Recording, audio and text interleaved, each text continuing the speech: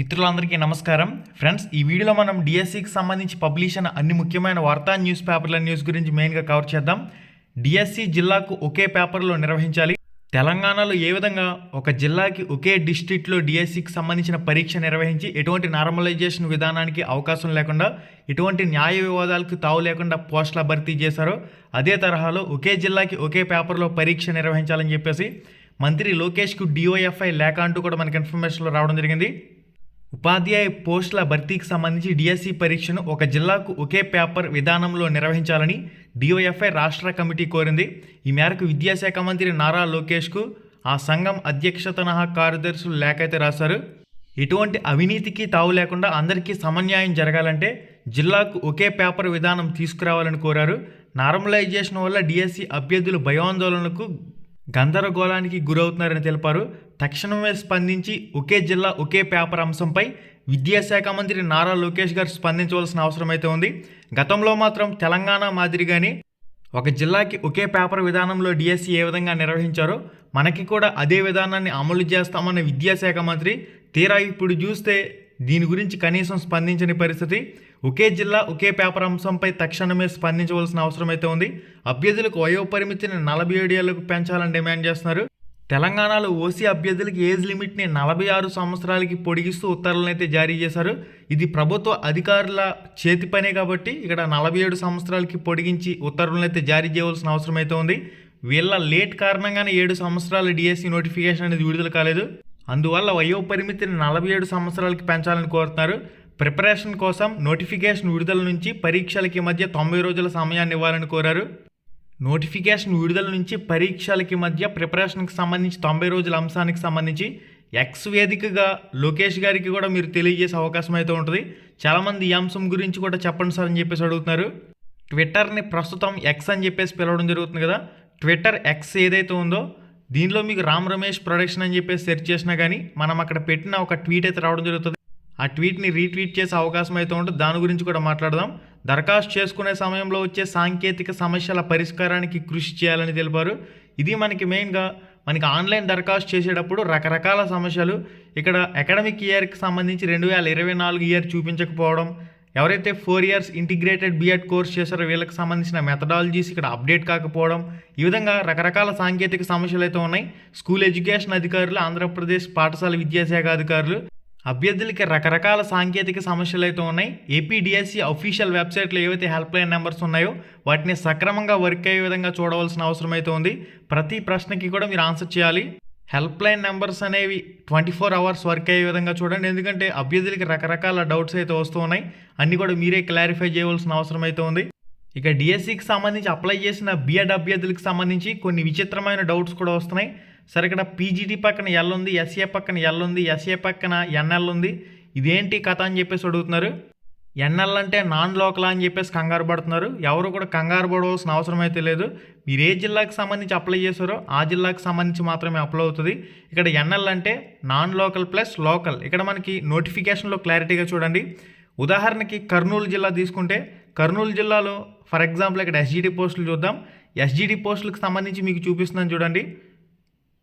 ఇక్కడ ఎస్జిటి పోస్టుల్లో లోకల్ అదేవిధంగా ఓపెన్ కోటా అని చెప్పేసి ఉంది కదా. ఇక్కడ లోకల్లో 80% పోస్టులు ఉంటాయి, నాన్ లోకల్లో 20% పోస్టులు ఉంటాయి.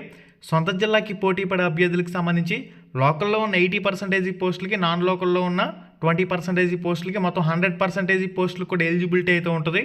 అందువల్ల ఇక్కడ ఎన్ఎల్ అంటే నాన్ లోకల్ అదేవిధంగా లోకల్ కూడా మీకు వర్తించడం జరుగుతుంది.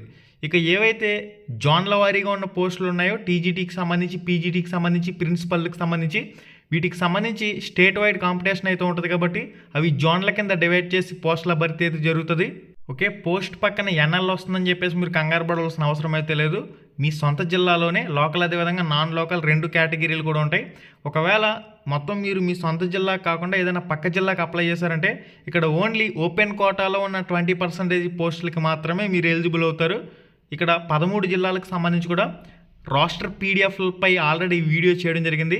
13 జిల్లాలకు సంబంధించి రాష్ట్ర పీడిఎఫ్లు కూడా మనకి ఏపీ డిఎస్సి వెబ్సైట్లో ఉన్నాయి. మీరు క్లారిటీగా ఓపెన్ చేసుకుని పోస్ట్ కేటగిరీ ఎదురకుండా ఏ రిజర్వేషన్లు ఎన్ని పోస్టులు ఉన్నాయి, ఓపెన్లో ఎన్ని పోస్టులు ఉన్నాయి, అన్నీ కూడా మీరు క్లారిటీగా చెక్ చేసుకోవచ్చు.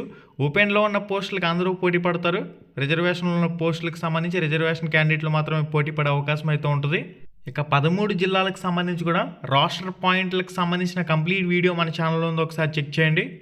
డిఎస్సిలో జిల్లాకి ఒకే పేపర్ పెట్టాలని అవనిగడ్డ వేదికగా డిఎస్సి అభ్యర్థులు అయితే ఉద్యమించడం జరుగుతుంది. దీనికి సంబంధించిన కంప్లీట్ డీటెయిల్స్ అనేవి మీరు ఇక్కడ చెక్ చేయొచ్చు. మన విద్యాశాఖ మంత్రి నారా లోకేష్ గారు విద్యా సంబంధిత అంశాలకు సంబంధించి అభ్యర్థులు ధర్నాలు చేస్తూ ఉంటే కనీసం ఈ అంశాలపై రెస్పాండ్ కూడా కావడం లేదు. విద్యాశాఖ మంత్రి నారా లోకేష్ తక్షణమే స్పందించవలసిన అవసరం అయితే అభ్యర్థులు ముందు నుంచి కోరుతున్న అంశం ఏది, ఒక జిల్లాకి ఒకే పేపర్లో పరీక్ష నిర్వహించినట్లయితే అందరూ కూడా ఒకే పేపర్లో పరీక్ష రాస్తారు. అది సిబిటి కంప్యూటర్ బేస్డ్ టెస్ట్ అయినా పర్లేదు, కానీ అభ్యర్థులు సెలెక్ట్ చేసుకున్న ఎగ్జామ్ సెంటర్ల ప్రకారం ఒక జిల్లా అభ్యర్థులందరికీ ఒకే రోజు పరీక్ష నిర్వహించే అంశానికి సంబంధించి విద్యాశాఖ మంత్రి ఒక అఫీషియల్ స్టేట్మెంట్ని కూడా ఇవ్వాల్సిన అవసరం అయితే ఉంది. ఇక ట్విట్టర్, ప్రస్తుతం ఎక్స్ అని చెప్పేసి పిలవడం జరుగుతుంది కదా, మీరు ఏదైనా మీ ప్రాబ్లమ్ని రిపోర్ట్ చేయాలంటే డైరెక్ట్గా ట్విట్టర్ అకౌంట్ ఓపెన్ చేసుకున్న తర్వాత ఇక్కడ సెర్చ్లో రామ్ రమేష్ ప్రొడక్షన్ అని చెప్పేసి సెర్చ్ చేస్తే 90 రోజుల సమయానికి సంబంధించి ఒక ట్వీట్ వేయండి అని చెప్పేసి చాలామంది అడుగుతున్నారు. దీన్ని ఇక్కడ మీరు రీట్వీట్ చేయొచ్చు.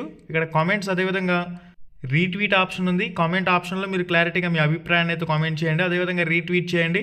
ఇక్కడ హార్ట్ సింబల్ ఇచ్చిన తర్వాత ఆటోమేటిక్గా మీ అభ్యర్థన అయితే వాళ్ళ దృష్టికి వెళ్తుంది.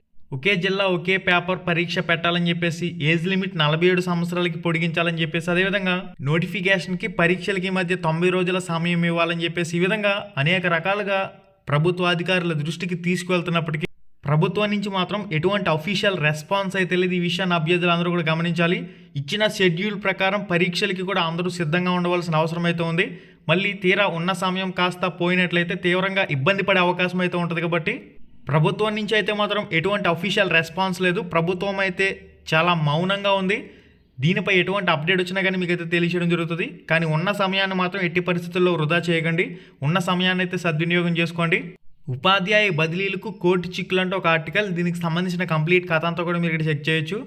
నేడు ఉపాధ్యాయ సంఘాలతో వర్చువల్గా విద్యాశాఖ అధికారుల సమావేశం అంటూ కూడా మనకి ఇన్ఫర్మేషన్లో పబ్లిష్ చేస్తున్నారు. ఇక్కడ లాస్ట్లో ఒక పాయింట్ అయితే మెన్షన్ చేశారు. విద్యాశాఖ అధికారులు అందుల బదిలీ విషయంలో నిర్ణయం మార్చుకోకపోతే జనరల్ ట్రాన్స్ఫర్స్ ఆగిపోతాయని నాయకులు అంటున్నారు. ఈ ప్రభావం డిఎస్సి పైన కూడా ఉంటుందని చెప్తున్నారు. ఏదైనా ఇటువంటి వార్తలు వచ్చినప్పుడు ఇవి పట్టుకుని వేలాడొద్దు, మీ టైం అంతా కూడా వేస్ట్ అయిపోతుంది. దయచేసి ఉన్న సమయాన్ని సద్వినియోగం చేసుకోండి. ఏదైనా అఫీషియల్గా స్టేట్మెంట్ రూపంలో వచ్చిందంటే మాత్రం తప్పకుండా మన ఛానల్లో మీకు వీడియో రూపంలో అందించడం జరుగుతుంది. ఇక మన యూట్యూబ్ ఛానల్లో కూడా ఫ్రీ ఆన్లైన్ లైవ్ ఎగ్జామ్స్ కూడా జరుగుతున్నాయి. కాబట్టి ప్రతిరోజు 7 PM to 10 PM మధ్య ఎగ్జామ్స్ అయితే జరుగుతూ ఉంటాయి. యూట్యూబ్లో డైరెక్ట్గా మీరు లైవ్ అనేది చూస్తూ అక్కడ కామెంట్స్ రూపంలో మీ ఆన్సర్లు అనేది తెలియజేసే అవకాశం అయితే ఉంటుంది. ఆ అవకాశాన్ని కూడా సద్వినియోగం చేసుకోండి. లైవ్ కంప్లీట్ అయిన తర్వాత కూడా వీడియో అనేది యూట్యూబ్లోనే అప్లోడ్ అవుతుంది కాబట్టి నో ప్రాబ్లం. ఇక బిడ్ బ్యాంక్ పుస్తకాలు ప్రాక్టీస్ పరంగా మీకు కావాలంటే లింక్ డిస్క్రిప్షన్లో ఇచ్చాను. ఈ వీడియో టైటిల్ మీద టచ్ చేయగానే కిందకు ఒక పేజ్ అలా ఓపెన్ అవుతుంది. అక్కడి నుంచి కంప్లీట్గా ఆ పుస్తకాలు రివ్యూ వీడియో చూసి మీరు కంప్లీట్గా ఆర్డర్ చేసుకోవాలంటే ఆర్డర్ చేసుకోవచ్చు. Ram Ramesh APDSC app link డిస్క్రిప్షన్లో ఉంది. అక్కడి నుంచి కూడా మీరు రామ్ రమేష్ ఏపీడిఎస్సి యాప్లో కూడా స్టోర్ అనే ఆప్షన్లో ఎగ్జామ్స్ రాసే అవకాశం అయితే ఉంటుంది. చెక్ చేయండి. మళ్ళీ వీడియోలో మళ్ళీ కలుసుకుందాం. శుభం.